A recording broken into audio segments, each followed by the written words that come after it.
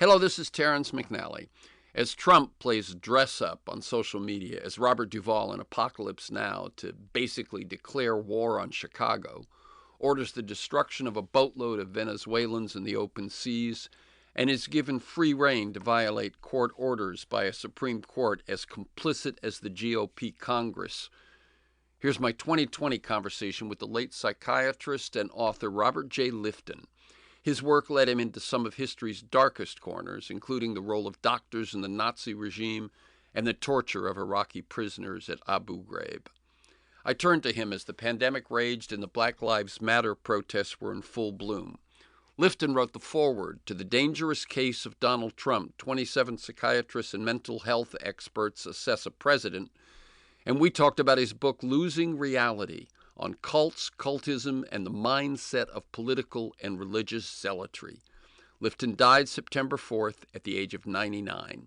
And you can learn more at robertjlifton.com. That's Robert J, J-A-Y, Lifton, L-I-F-T-O-N. All one word, robertjlifton.com.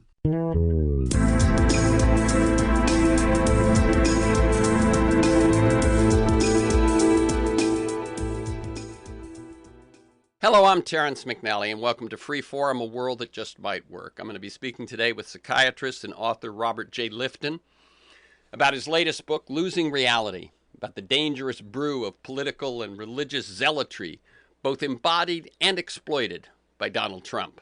You can learn more at robertjlifton.com. That's Robert J, J-A-Y, Lifton, L-I-F-T-O-N, robertjlifton.com. The show streams weekly on the Progressive Voices Network on TuneIn.com, and podcasts are available anytime, anywhere on Apple Podcasts, Spotify, Google Podcasts, most major podcast sites, and at my site, terrencemcnally.net, TerrenceMcNally, all one word, terrencemcnally.net. Today is Tuesday, June 23rd. We face the worst health news since the influenza of 1918. 2.25 million, 2.25 million coronavirus cases in the U.S., over 120,000 deaths. Following an overall decrease in daily incident from mid-April through the end of May, our national COVID-19 burden has been increasing since early June. We face some of the worst economic news since the Depression. U.S. weekly jobless claims hit 1.5 million last week, bringing the 13-week total to 46 million. More than 1 in 4 American workers have lost a job during the pandemic. It's also more than the roughly 37 million people who filed unemployment insurance claims during the year and a half of the Great Recession a decade ago. Perhaps the greatest wealth disparities in our nation's history. In the first 12 weeks that people in the U.S. began sheltering in place, U.S. billionaire wealth increased by more than $637 billion. There are, in fact, 16 more billionaires in the U.S. than there were 2 months ago. Finally, in response to the police killing of George Floyd, we may be experiencing the largest, longest mass demonstrations in our history. People have held protests in all 50 states and our nation's capital, including in hundreds of smaller towns and cities. This past weekend marked nearly 4 weeks of actions. The United States usually has big protests or sustained protests, but seldom both. And lurking behind all of this, climate change threatens us all. As with the pandemic, we share vulnerability. We share fate. Will we choose to emerge from this global slowdown with a plan and some principles to reshape how we deal with energy, consumption, growth, or will we waste the opportunity, full speed ahead to the past? And it's an election year, with authoritarianism and the rule of law on the ballot. During a pandemic, with the full powers of government in the White House, the Senate, and many state houses actively suppressing the vote, on equipment that fails way too routinely and is often hackable, and with at least 3 foreign governments having been asked to intervene in Trump's behalf. In this moment, events echo the Gilded Age of the turn of the 20th century, the influenza of 1918-19, the Depression of the 1930s, the protest movements of the 1960s, and it can be said without hyperbole, we face the most critical election in our lifetimes. That is our reality. Or is it? For perspective, I turn today to Robert J. Lifton, psychiatrist, author, and founding member of International Physicians for the Prevention of Nuclear War, awarded the Nobel Peace Prize in 1986. Lifton has spent a lifetime not turning away from our dark side. He's written about survivors in Hiroshima of the first nuclear bomb, about Nazi doctors in Hitler's Germany, Vietnam veterans, the Japanese cult that released sarin gas on its own people. Lifton is now 93, and he can find the darkness closer to home. He wrote the foreword to The Dangerous Case of Donald Trump. 27 psychiatrists and mental experts assess a president. And his latest book is Losing Reality on cults, cultism, and the mindset of political and religious zealotry. Those crises and calamities I listed a minute ago, I declared them our reality. But despite the fact that my words consisted almost entirely of reputable data, that reality is not shared by everyone. We no longer agree, not just about the solutions to our problems, but about their simple facts. How did this happen? How long has it been going on? How does Trump fit into this narrative? And does Robert have any reasons for hope? Welcome again, Robert J. Lifton, to Freeform, a world that just might work. Let me remind listeners, we're recording this conversation Tuesday, June 23rd. Thank you. Happy to be with you. Very good. First of all, how are you doing? Where do you live? What's the pandemic like? How are you coping with the chaos and the isolation? Well, for many years, I've lived two places in New York City and in Wellfleet, Massachusetts on Cape Cod, and divided them by 6 months or 7 months in one and 5 in the other. Now I've moved from New York City, my apartment, to my home in Wellfleet, where I am and where I'm working and functioning quite well, but recognize that no place, whether it's Wellfleet or some large city or isolated area, no place is totally safe, given the nature and the contagious quality of this COVID-19 epidemic. Okay. I like listeners to get a feel for the people behind the work and the ideas that we talk about. So it's almost a bit absurd, given not just the length of your life, but the range of work and ideas you've undertaken. But briefly, how do you see your path to the work you're doing these days? And you can go way back, especially turning points, moments of decision. What's the through line, the narrative that gets us to today? Well, maybe I can give you a moment that I wrote about in my memoir when I was walking the streets of Hong Kong, wondering whether to return home because I was due to resume my career there, or to stay in Hong Kong and get some sort of research grant to study something I'd become enormously fascinated by. And I walked and walked around and made a decision to stay. And at that moment, way back in the 1950s. At that moment, my subsequent future was determined to be a psychiatrist in the world rather than somebody opening his office to see individual patients. And from then on, I took on a sense of myself. I identified myself as one who did these studies that involved psychology and history. And that sequence, with a focus on destructive historical events, always looked on by me psychologically and historically, that sequence became the story of my professional life, and it still is. And I'm now drawing upon things I've studied over the course of that work, and you mentioned a number of them, to shed some light on what's happening in our society now and shed some light on the dangers we face.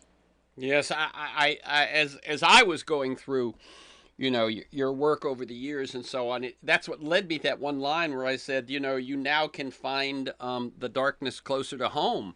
It was off to China, off to Japan, but we've got it now happening right in front of us.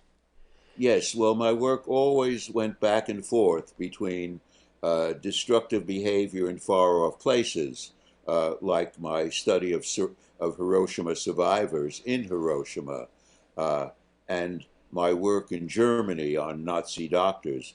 But I also had done, fairly early on in my work, a study of anti war veterans. And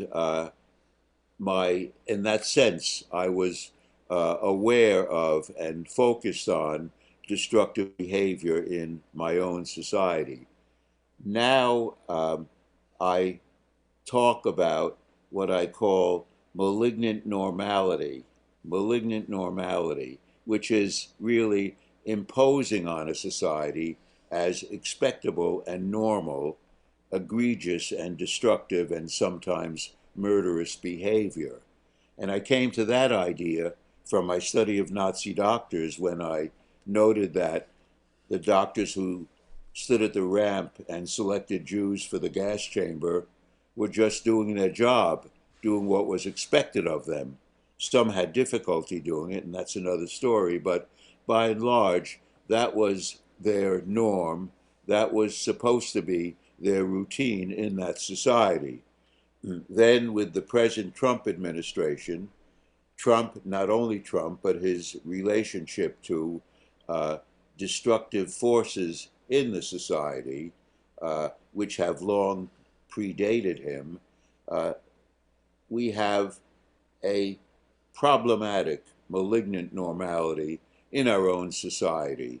And it really has to do with lying and cheating and admiring and embracing dictators while renouncing friends and theories with friends and other uh, necessary domestic issues that are interfered with or destroyed by this dangerous president. Yeah, one of the things that's occurred to me over these last 3 years is that, and I'm gonna set both my thought and then put it in slightly larger context, is that um, we have the electoral college put in the presidency someone who is destructive of relationship, of human relationship at almost every level, whether it is breaking an alliance with our allies in Europe, breaking the Iran nuclear deal, jumping out of the Paris Accords, or separating children from their parents, or his every speech and utterance being to divide us rather than bring us together. Um, at a time when relationships have never been more critical. The biggest challenges we face, at least some of which are existential, global pandemics, climate change, nuclear weapons, technological disruption, inequality, racism, all call for cooperation, some on a global scale, yet we seem on a global scale to be moving away from that. And then we see this malignant manifestation in the U.S. Your thoughts? Well, I look upon Trump's behavior as what I call solipsistic reality. And what I mean very simply is self created reality, reality that is determined only by the self and its experience and its needs, and can ignore larger claims to reality on the part of very huge numbers of people, and can also ignore traditional standards of evidence. And this grandiose, this solipsistic reality is associated with what I also speak of as a grandiose paranoia, a sense that I alone, Trump alone, can fix the harm, the world as it has been hurt by prior presidents and prior leaders who lacked his capacity for exerting power and making deals. That being the case, his combination of solipsistic reality and a kind of grandiose paranoia uh, renders him profoundly dangerous in every single manifestation of his behavior as president. And we're seeing that in relation to climate, in relationship to the nature of reality in general, and in relationship to the uprisings now, which are about racism, but extend to really the problem of oppression in general. And in that sense, in my recent work, I've put a lot of emphasis upon reality, what it is, and how it's violated, and the dangers of that. Yeah, I know we're going to jump around during this conversation just because there's so much that you've dealt with, so much that's going on. That's sort of why I listed all those different sort of highlights or lowlights at the start.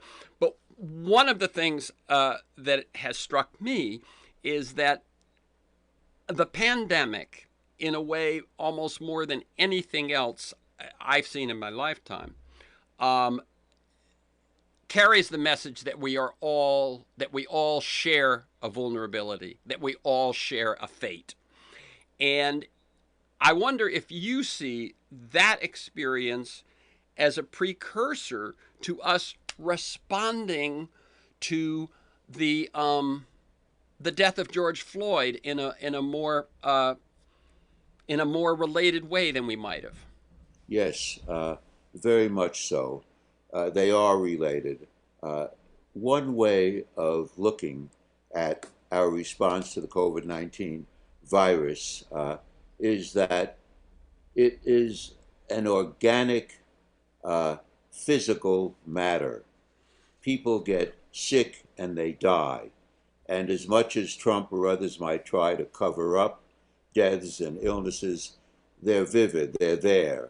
And there are various authorities on epidemiology and public health who can receive them and comment on them and interpret their nature and their danger.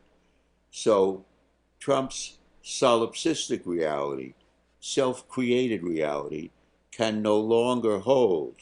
It never held absolutely, but when you dealt with more abstract reality, such as his call to the president of Ukraine and what they said and what that meant, or even his rejection of the Mueller report, uh, one could sustain in Trump's situation an alternate narrative, a false narrative, but that could have some kernel of truth or could be believable or at least could fit in with Trump's overall narrative of restoring America's greatness.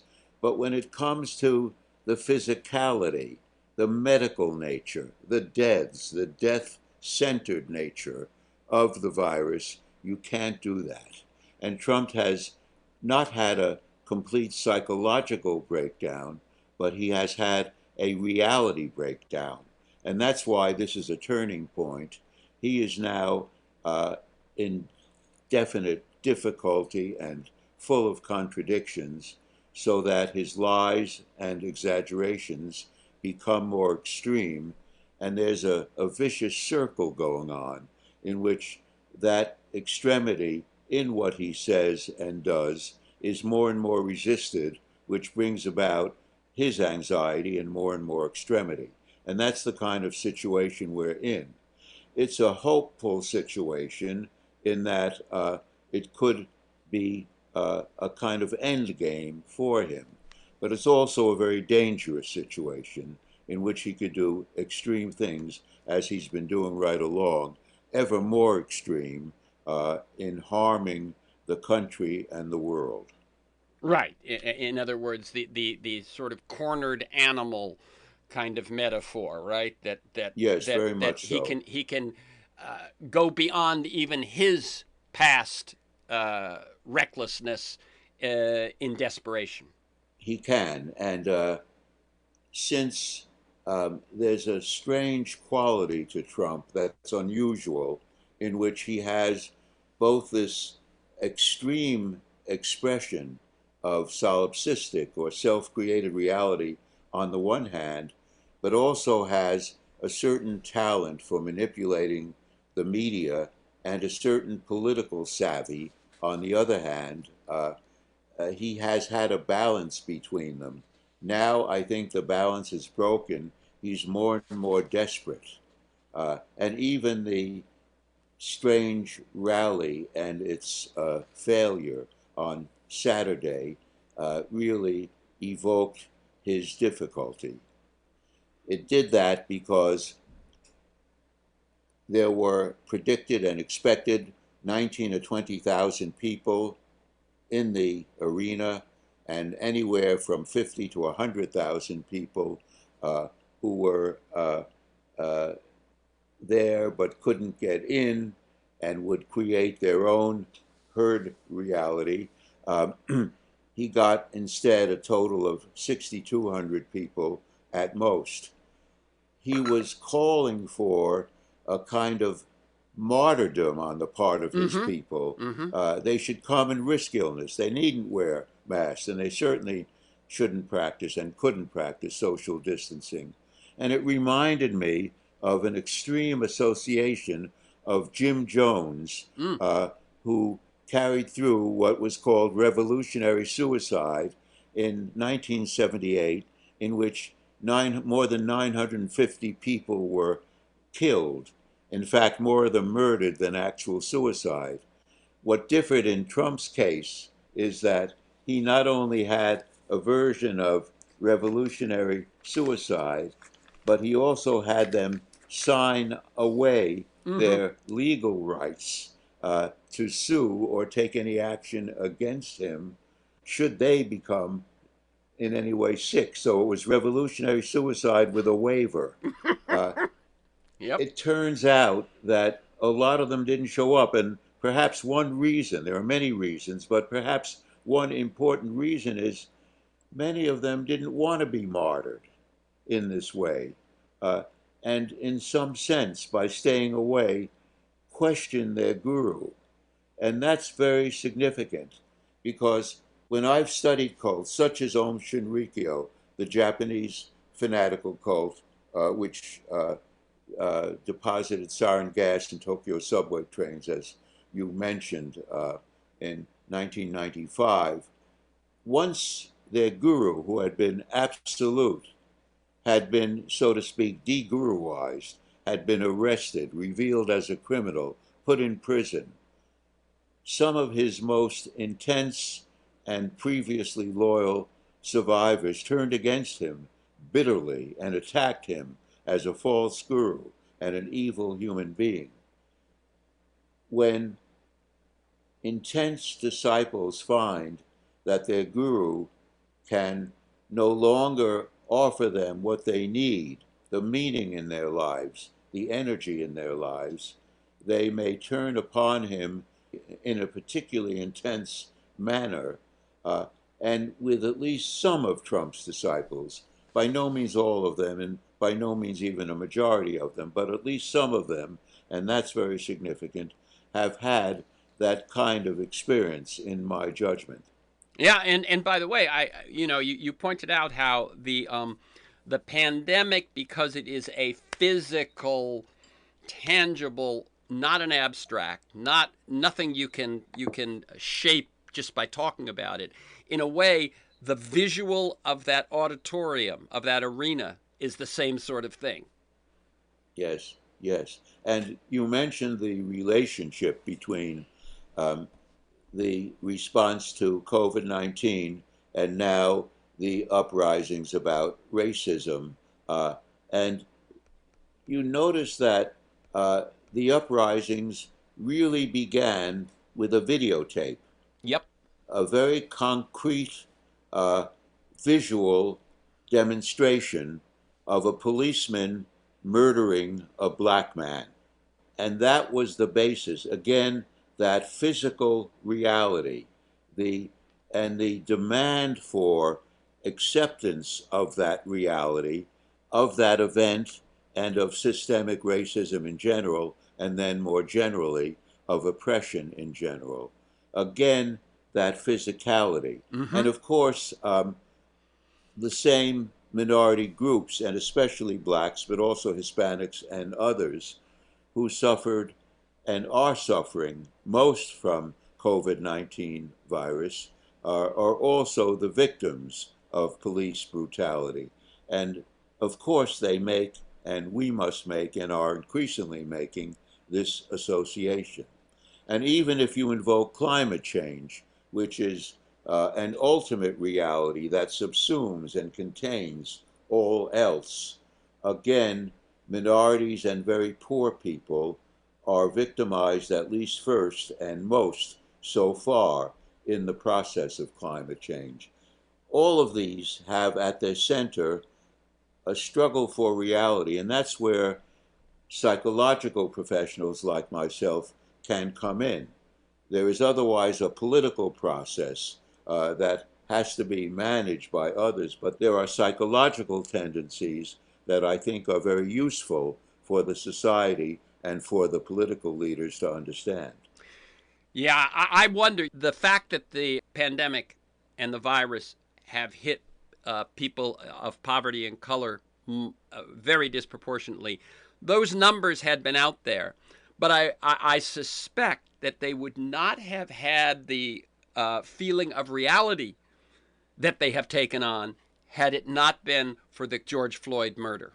Yes, that's right. And it's interesting that some of the thoughtful commentators invoke James Baldwin now.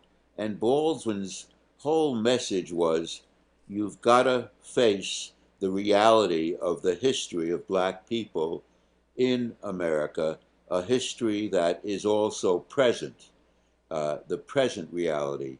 And the actuality, the reality, was absolutely central to everything he said so poetically.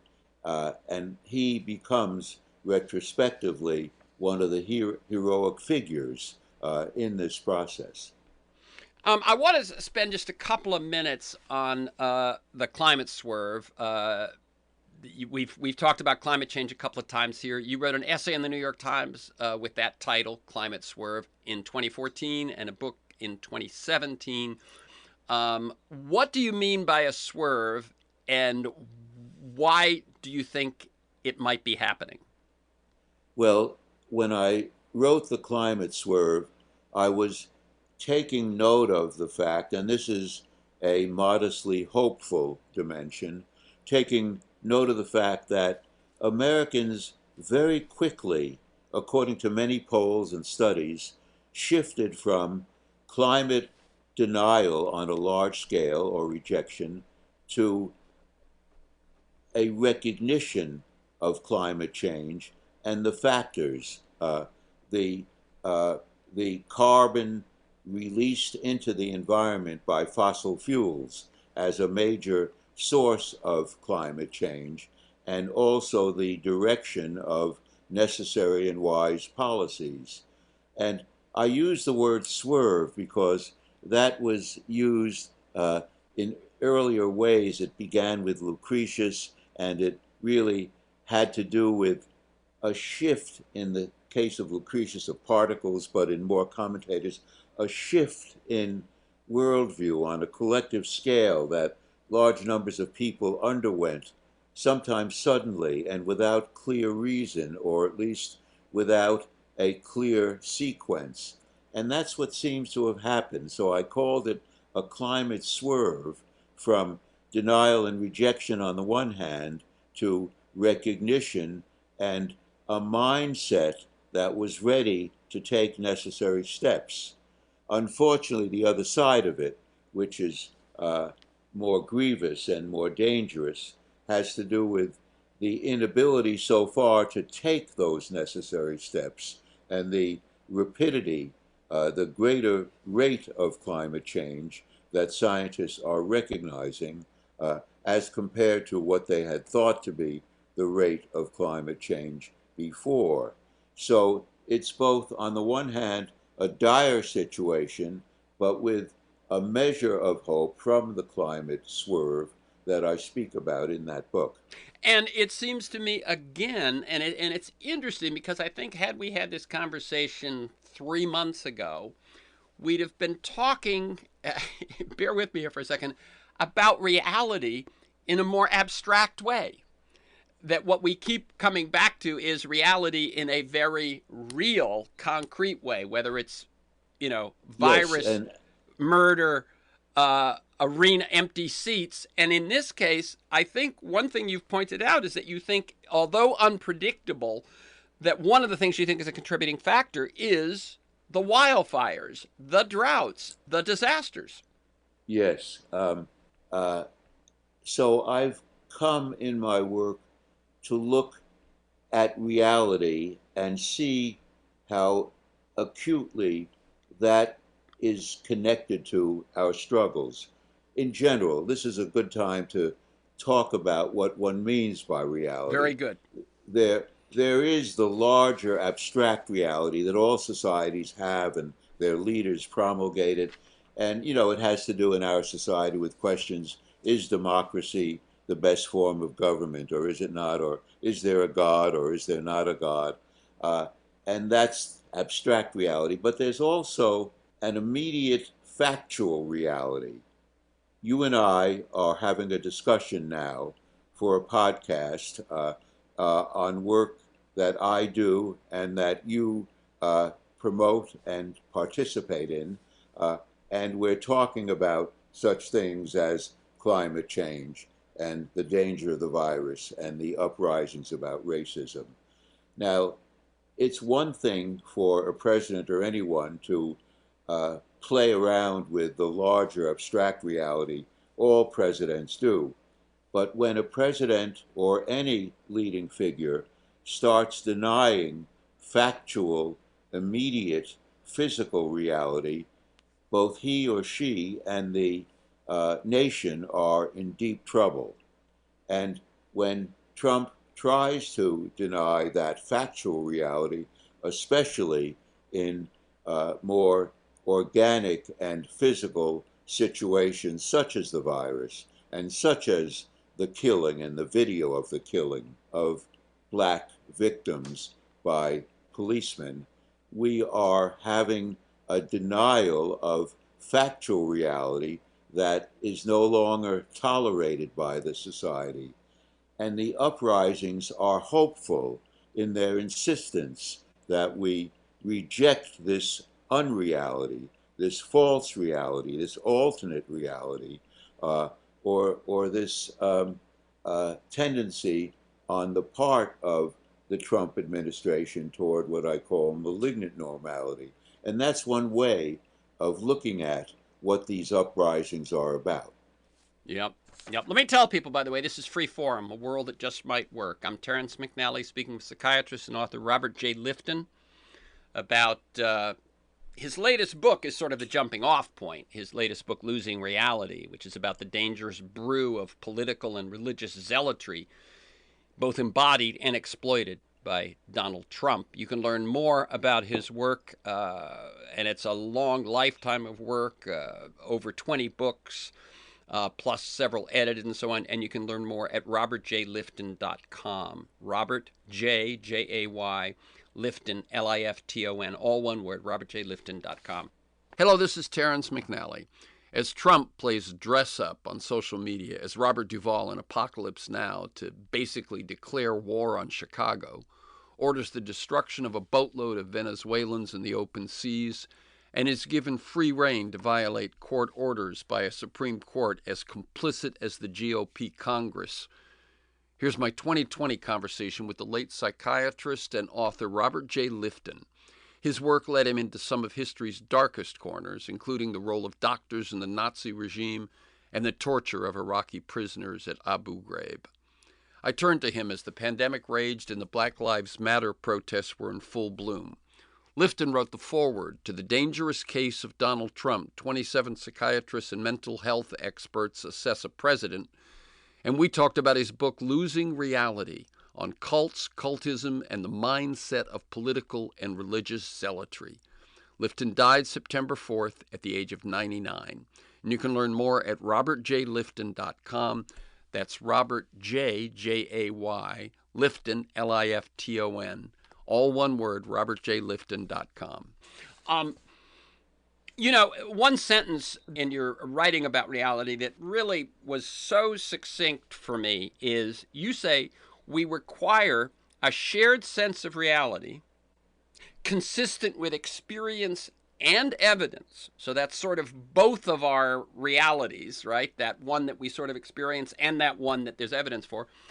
We require a shared sense of reality consistent with experience and evidence for our collective function in a democracy. So that's what's really in play here, isn't it?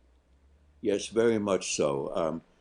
What's relevant here is the attack by Trump and followers on our institutions, democratic institutions, which have always been flawed and never what they were claiming to be, but nonetheless functioning and depending upon a relationship to factual reality. And I call this an American version of Gleichschaltung. Gleichschaltung was a Nazi process by which they didn't destroy institutions. They never destroyed the medical institution. They simply uh, they simply relieved anyone who was not a reliable Nazi of leadership, and in many cases prosecuted them and got rid of them, uh, and replaced them gradually or immediately with Nazi sympathizers, so that the uh, the various institutions were not so much destroyed as Nazified. And that's what Trump is doing. He's attacking the people who led with some integrity Mm-hmm. uh, all of our institutions, integrity depending upon a relationship to reality, a relationship to factual and immediate reality, uh, and a concern for the well being of the American people, replace them with his own people in whom he requires not knowledge, because nobody appointed to head an institution by Trump has knowledge of that subject, but rather has ostensibly a certain amount of loyalty, which is his only criterion. And in that way, he has systematically come close to breaking down our democratic process, really undermining it. And we're still in some danger of that happening. Uh, in opposition to that have been movements and expressions that insist upon the truth of factual reality. And in that sense, the whole impeachment Mm-hmm. process and the whole Mueller study had to do with issues of reality as well as with political violations uh, that were that were worthy of impeachment. Uh, the impeachment process was an effort to regain reality on the part of the nation, uh, and that battle, in a way, was lost when the Senate rejected reality by rejecting a trial or rejecting witnesses and just made an automatic acquittal. But that process is ongoing. It's by no means over. And since the time of the Senate's egregious treatment of the matter, there have been these events, particularly the COVID-19 virus and now the uprisings, that have been a resurgence of reality and the demand for it. And that's why one can have some hope in the American future. You know, it's interesting, Robert. The key point in the impeachment trial, I think, for me and I think for most, was whether to allow witnesses, whether to allow evidence. And what we've been saying is that obviously we are witnesses to the suffering of the pandemic. I think one of the unique things, as you pointed out, in terms of the video was I don't think, I mean, I would be pretty certain that never have as many millions of people actually witnessed a murder. Witnessed, I don't think a lot of people probably had never witnessed someone die. Yes. And to see someone die while someone else is looking confidently and blithely right at you. And then, when we saw the protests broken up by the tear gas, the horses, the batons for the photo op, we again witnessed. So there, the Republican Senate said no witnesses, but we are witnesses. Yes, that's right. And what do we witness but physical reality, the actual killing, as we're both saying, of a black victim by a policeman?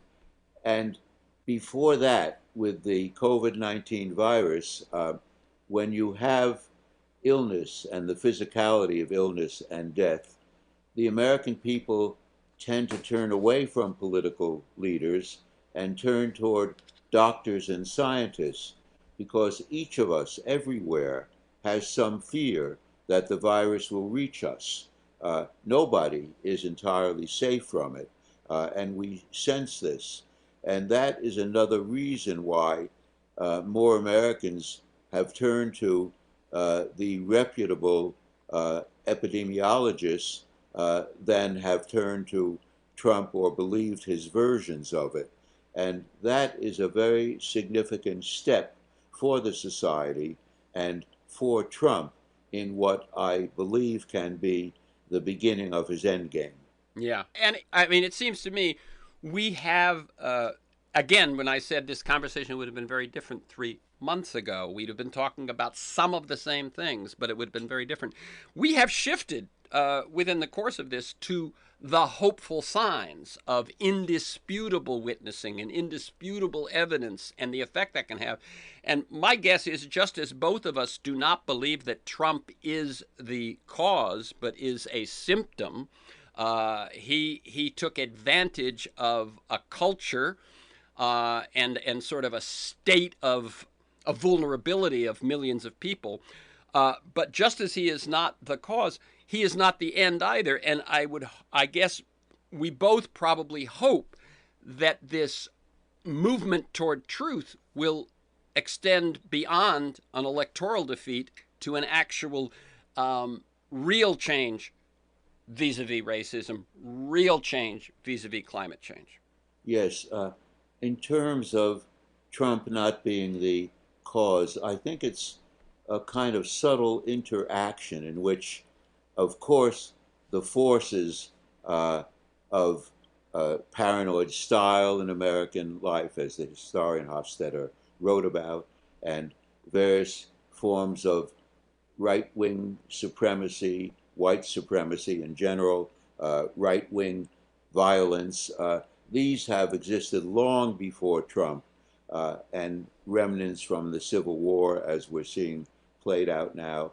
But Trump brings something special as an individual to it. He's not just a symptom, he's also a strong actor in the process as he brings forth these forces and feeds them with these characteristics of his own self, having to do with solipsism and with grandiose paranoia. So yes, he's both in a way a symptom, but also an added agent of the process as he interacts with these forces of society. And that does create, it deepens the problem for us. Let's assume we get rid of Trump, probably through the election. And we then face America that's been damaged. It won't be the end of struggles with reality or struggles for decent government or for institutions that depend upon reality and some sort of humanity. It'll be really an effort to not only undo what he's done and the forces around him have done, but to confront existing patterns in American society that have been so strong.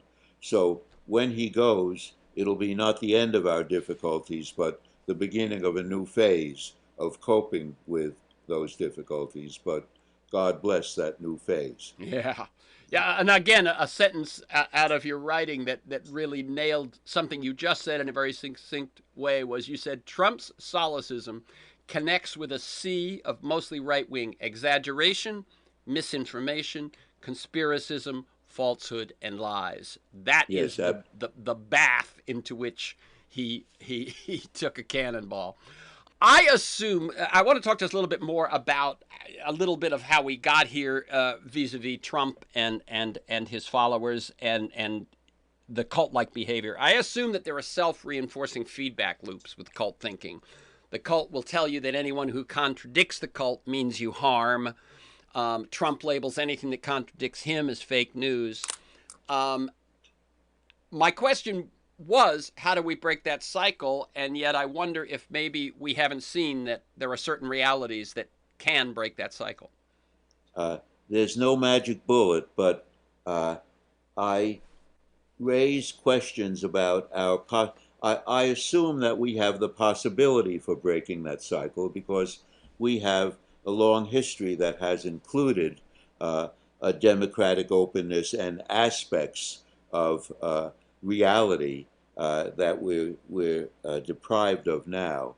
And I speak of what I call the protean self or a many-sided self as opposite from the cultic self, which is closed and monolithic. And then I also invoke uh, Hof, uh, Václav Havel's Yes. principle of living in truth. And when that's widely perceived, it really means you start living and insisting upon truth, even when you're under the control of those who are blocking truth and suppressing it. You start living in truth in your own life, in your group, in your politics, uh, whether it's in your home, in your workplace, everywhere, and come to join groups and institutions that insist upon it. Uh, because I don't think we're wired either for cultism or for some perfect harmony in our collective behavior. We have the capacity for autonomy. We can go either way, and I often quote here the experience after I finished a study of Nazi doctors. Friends of mine would say, "Okay, now you've finished your studying of Nazi doctors. What do you think of humanity right now?" Mm-hmm. And they expected me to say, "Not very much." But I didn't say that. I said, we can go either way. We can go either way. And that's what I believe. So uh, we have some sense, we have the capacity to influence collectively our own future. I think the political and psychological uh, and other groups that are insisting on recognizing reality, fact checking Trump, of course, but going further and insisting upon the full reality and the true narrative as opposed to the false narratives. Those are activities that have to continue in the service of living in truth. Very good. Um, Let me ask you about a particular thing that has puzzled me, which is that I have kind of always assumed that most people were suspicious, at least, and certainly negatively disposed to liars and cheaters. Going back to grade school, it seemed to me to lie or to cheat was pretty roundly condemned. Why is Trump? Why has Trump been apparently so invulnerable to that distrust? Well, yes, it's a very important question, and one of the most troubling matters of our entire struggle has to do with the extent to which Trump has been popular, despite being a liar, a cheater, uh, really having betrayed his country. Uh, Despite all that, and partly the answer lies in the embrace of his narrative. Uh, it's a narrative of revitalization. America used to be great, then bad people or weak people took over, and America got weak. Uh, I will come and make it great again. That's what Hitler said in Germany. Mm-hmm. That's what other dictators have said in various different countries, so that his followers may not completely, and many don't, believe his lies. Some believe them, some believe part of them.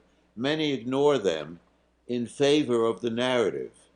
If you embrace the narrative and it feels right and good, you can ignore the lies or dismiss them that accompany the narrative, and the narrative itself takes precedence and leads to your loyalty and even fanaticism. Interesting, because as I'm hearing narrative, I'm looking at the note I wrote down here in big capital letters, reality. How does that notion, I mean, and what you've just said is that if you buy the narrative and you really almost enroll in the narrative, then these little realities of the lies and the things don't matter. What's the There was clash? a What's the clash between narrative and reality? there was a very well-known psychiatrist and a good friend of mine, uh, Jerome Bruner, who died a few years ago, uh, wrote about narrative psychology and what he called narrative necessity.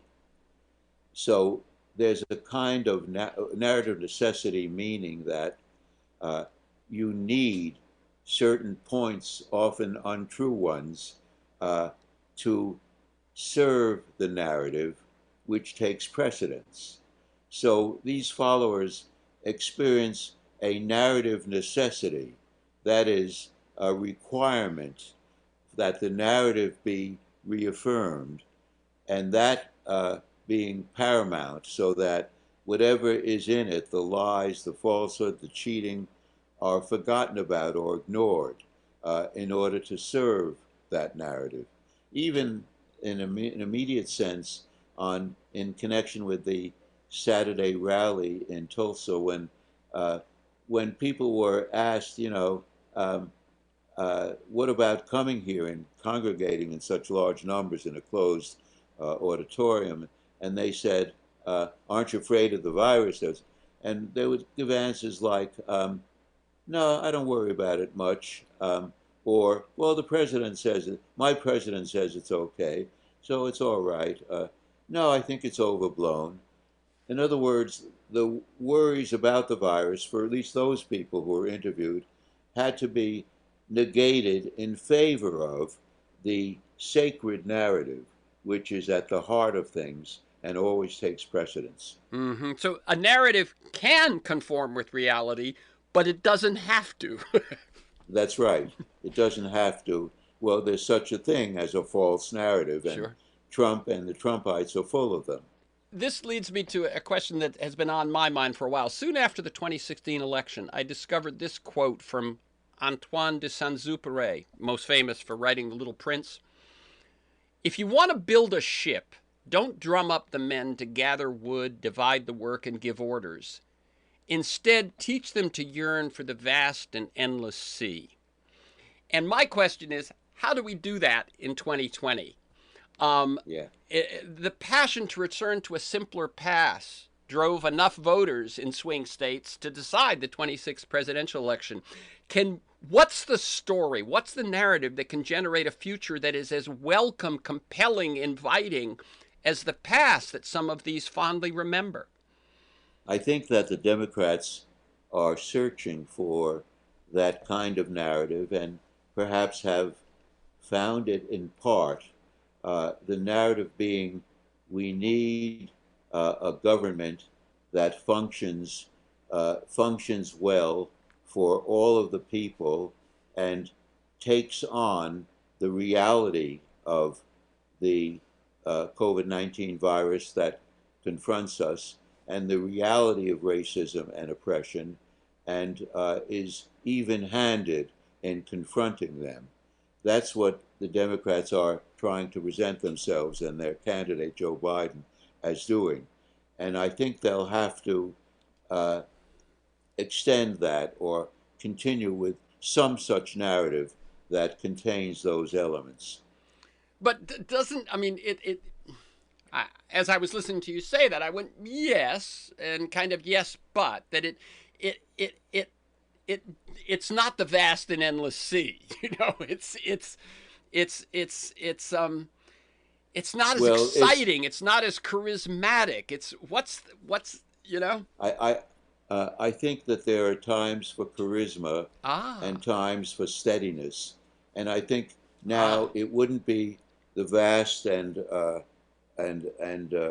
active and extremely how shall I say dangerous sea, Mm-hmm. but rather the more calm and manageable and welcoming sea uh, Mm. as desirable rather than the destructive waves that we've been subjected to. Okay, that that that feels right. That yeah. The given the moment, Yes, the story doesn't have to be as wild. That steady progress might be, but and where I Saint think to some extent it almost is a narrative of reality of of reality and calmness uh, and capacity to handle very demanding situations. So Saint-Exupéry was right in projecting some larger principle into which everything else goes, the boat that one builds. But yes, the sea can be broiling and mm-hmm. full of destructive waves, or it can be calming and welcoming. And it's the latter that I think we're seeking as a country right now. There are subgroups who want transformation, and there has to be a certain amount of transformation and change in society, but it's not a moment for intense revolution so much as for uh, achieving some kind of equality and overcoming the most extreme problems in the society that have to do with unreality and racism and climate and the dangerous virus. Right. What I just heard in what you were saying is the scale and boldness of the challenges we face. Uh, uh, there's plenty of grandness in the challenges. And so just to come and meet them is a worthy call. To meet them and handle them Yeah. with with ability and with sensitivity to the needs of the American people, that would be doing a lot.